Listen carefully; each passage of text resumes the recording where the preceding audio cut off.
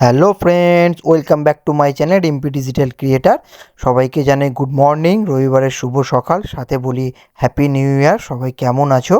তো আজ আমি ব্লগটা নিয়ে চলে এসেছি আমাদের গ্রামের ধর্মশীতলা মন্দিরের বাৎসরিক উৎসবে। এই পুজোর দিন ভোরবেলা আমাদের যেতে হয় জল আনতে ঠাকুরের, যে জল দিয়ে ভগবানের প্রসাদ তৈরি হবে, এবং সাথে আমরা সেই জলও আমরা ভগবানের মাথায় অর্পণ করিব। তো সেই জন্য আমরা জল আনতে বেরিয়ে পড়েছিলাম শ্রীরামপুরের উদ্দেশ্যে। তো আমরা যাচ্ছি সবাই মিলে, তোমরা দেখতেই পাচ্ছ, মোটর ভ্যানে করে জল আনার জন্য। এই জল এনে বা ঠাকুরের কাছে পৌঁছাতে হয় ঠিক সকাল 9টায়, তাই আমাদের ভোরবেলায় বেরিয়ে পড়তে হয়েছে। এবং সাথেও বলি, তোমরা পুরো স্কিপ না করে ভিডিওটা দেখতে থাকো, তাহলে তোমরা পুরো অনুষ্ঠানটা দেখতে পাবে, ঠাকুরের পুজো, জল ঢালা এবং সমস্ত কিছুটা। আমরা পৌঁছে গেলাম গঙ্গার ঘাটে। তো সেই সময় ছিল গঙ্গায় ভাটা ছিল, এবং গঙ্গার চারপাশের পরিবেশটা দেখো, দারুণ পরিবেশ, রোদ ঝলমলে একদম ওয়েদার, এবং সাথে ঠান্ডাও ছিল মারাত্মক। কিন্তু চান তো করতেই হবে মায়ের জল তোলার জন্য। তো আমরা প্রত্যেকে স্নান করে ঠাকুরের ভোগের জল তুললাম, এবং ঠাকুরের কাছে সমর্পিত করার জন্য জল তুলে নিয়ে আমরা ওখান থেকে আবার গাড়ি ছেড়ে দিলাম। সঠিক সময়ের মধ্যে জল নিয়ে আমরা পৌঁছে গেলাম মায়ের মন্দিরে, এবং মায়ের মন্দিরে মায়ের প্রসাদে জলটা নামিয়ে রেখে আমরা মায়ের কাছে জল অর্পণ করলাম। ভক্তি ভরে মায়ের কাছে জল ঢেলে মনটা খুব শান্ত হয়ে গেল। সাথে তোমাদেরকে দেখিয়ে রাখি, দেখো মায়ের মন্দিরে মায়ের যে শিলা মূর্তি আছে, ধর্মরাজ এবং মা শেতলার তো মন্দির এটা।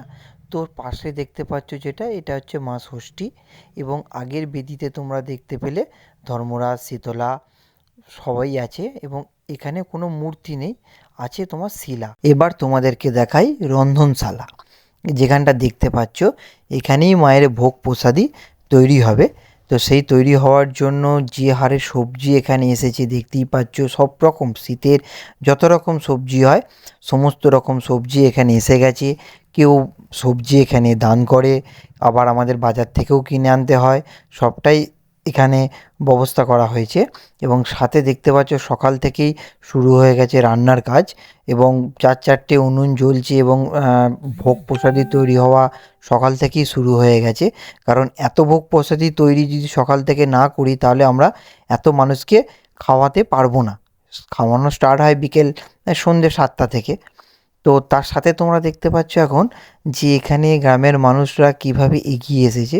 তারা সমস্ত রকম সবজি কাটা থেকে শুরু করে শাক সবজি যত রকম কিছু আছে, আলু পটল সমস্ত কিছু তারা এখানে কাটতে বসেছে, এবং সাহায্যের হাত বাড়িয়ে দিয়েছে।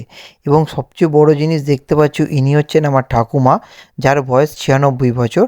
সেও পর্যন্ত চলে এসেছে ঠাকুরের সেবায় নিজেকে নিয়োজিত করার জন্য। তো তোমরা দেখো কী হারে সবজি কাটা চলছে, কত মানুষ এসছে। এবার তোমাদের দেখাবো মহাযজ্ঞ। তো যজ্ঞের প্রস্তুতি চলছে দেখো, এবং মহাযজ্ঞ এখানে শুরুও হয়ে গেছে। বিরাট পরিমাণে যজ্ঞ হয়, বিরাট যজ্ঞ হয়, প্রচুর কাঠ পড়ে, বেল কাঠ, এবং সাথে বহু মানুষ এখানে গোল হয়ে ঘিরে বসে থাকে শুধু এই যজ্ঞটা দেখার জন্য। তো এই যজ্ঞটা চলে প্রায় 2 থেকে আড়াই ঘন্টার মতো, একটানা যজ্ঞটা চলে। তো তোমরা যজ্ঞটা দেখতে থাকো, আমি আর বেশি কিছু বলবো না, কারণ বললে তোমাদের যজ্ঞটা দেখতে ভালো লাগবে না। দেখো শুধু যজ্ঞটা।